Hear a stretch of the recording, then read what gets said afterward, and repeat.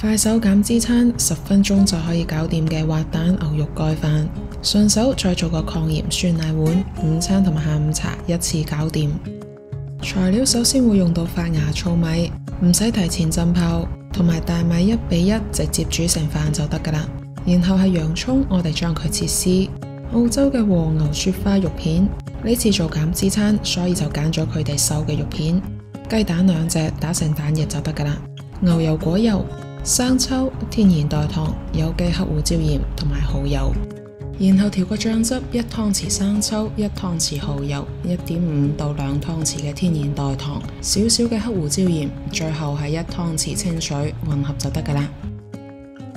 然後鍋入邊落少少嘅牛油果油，將洋蔥倒入去鍋入邊翻炒到微焦。然後將150克嘅肉片放落去鍋入邊，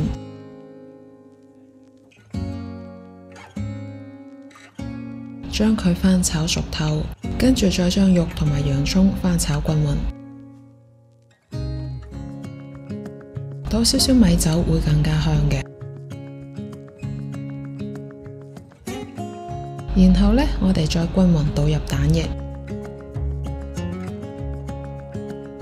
當蛋液開始凝固嘅時候，將醬汁都一齊倒埋落去，冚蓋細火燜1分鐘就得噶啦。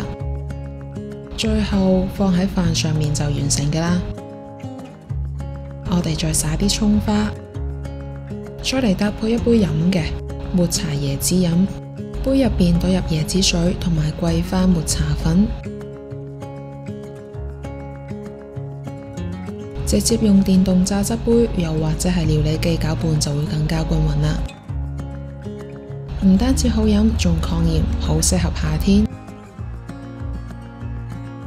嫩滑嘅蛋液包裹住鮮香嘅牛肉，醬汁全部滲晒落去啲米飯入邊，一口咬落去超滿足啊！下午茶嚟做個簡單又抗鹽嘅酸奶碗，用到什錦花生醬、亞麻籽無花果粉、無糖酸奶。方法好簡單，1茶匙嘅什錦花生醬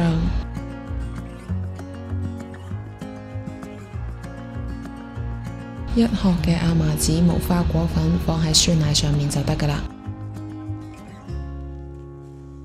想食啲水果嘅話，放藍莓亦都得，味道好好，亦都好飽腹。